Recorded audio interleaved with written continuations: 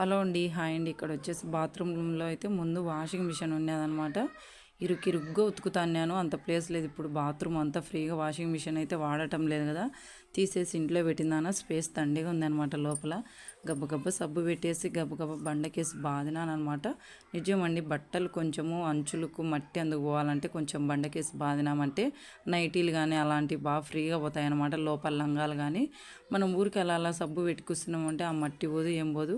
నాకు కొంచెం ఇలా ఫ్రీగా ఉందంటే గబగబా అన్నీ వాన్ చేసినాను అనమాట. బండకేసి దేవేసినాను. ఇక్కడ అన్నీ ఇంకా ఎప్పుడు అన్నీ కడిగేసి క్లీన్ బాత్రూమ్ నీట్గా అండి, ఉన్నంతలో నీట్గా అంతా సర్ఫ్ అంతా క్లీన్గా అంతా వేసేసి నీట్గా స్మెల్ రాకుండా పెట్టుకుంటాను అనమాట.